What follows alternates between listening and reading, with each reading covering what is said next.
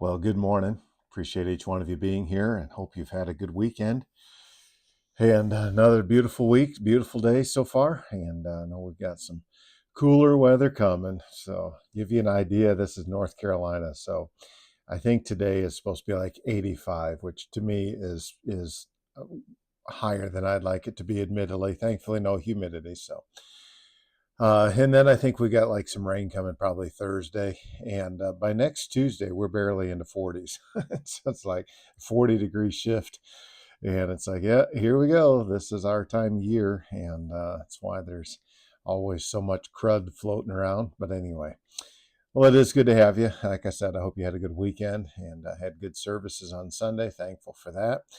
Looking forward to Kids Zone tonight, 5:45 for the meal, 6:30 for the event, and should be a good time. Looking forward to that. Praying that Lord allows that program to grow, and if you would join me in prayer for that, I would certainly appreciate it as well.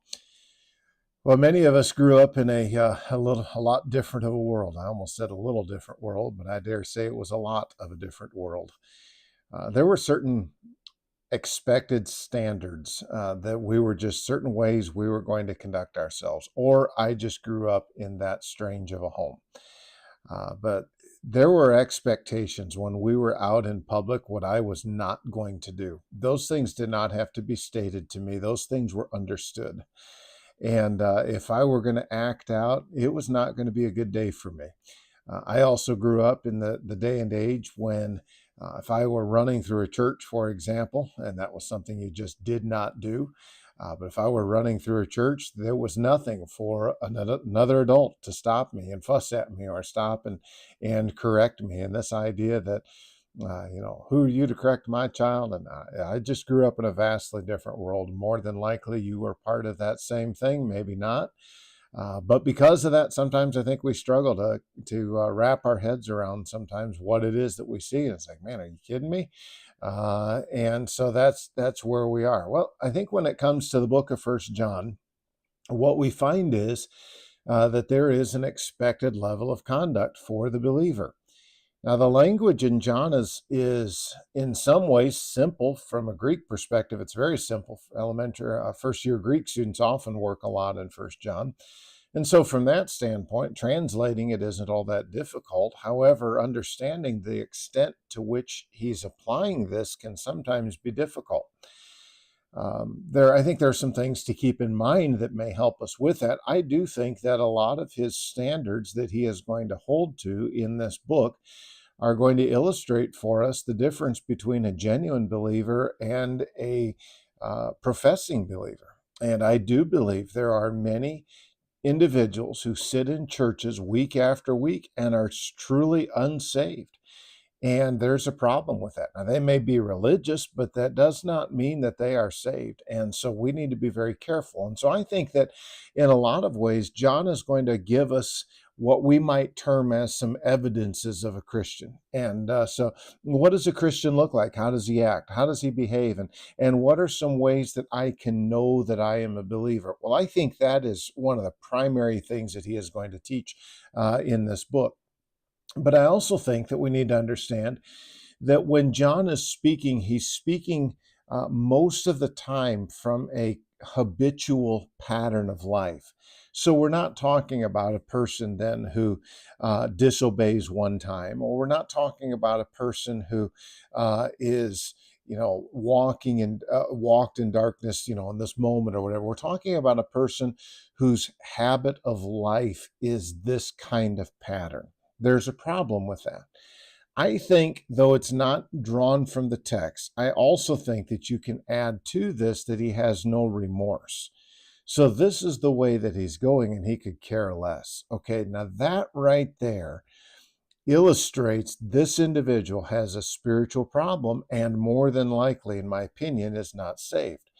John is going to hold a standard throughout his book that is going to illustrate for us how believers are to function. If we hold this same standard up in our churches today, and we should, by the way, then I think we're going to conclude, you know what, there may very well be people who are unsaved that sit in our churches week after week after week.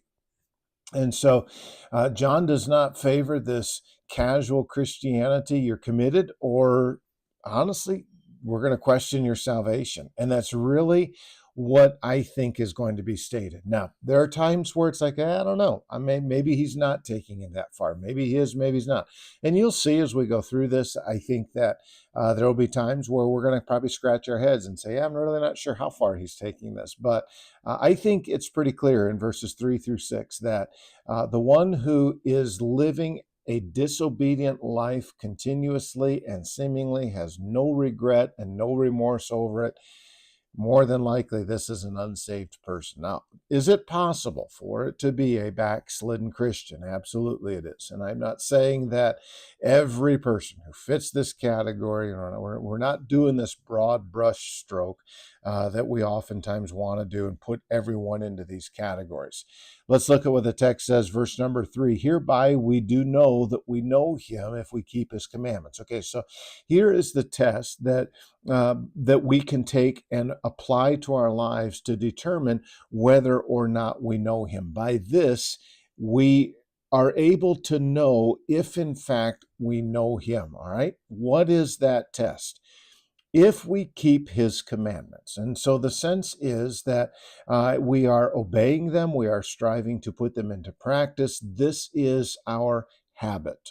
Okay, I'm not saying, nor is John saying, that we are perfect at doing this. We just last week studied 1 John chapter 2, verse number 1, that speaks of the potential of a believer sinning, yet he still has an advocate with the Father. And so we're not speaking of perfection. What we are speaking, however, of is a person's general habit of life. Which direction is he going? Now, it could be, and this is where it starts to get sticky, because we can think of exceptions where, a person gets away from the Lord, and maybe even for a period of time.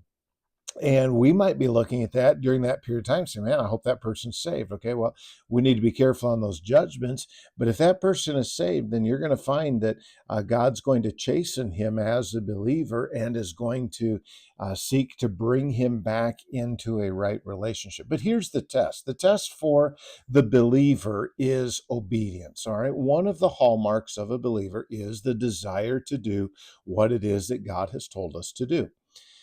He that saith, I know him, and keepeth not his commandments is a liar, and the truth is not in him. So once again, John talks about a person who has a profession. The profession is, I know him. Okay, that's fine.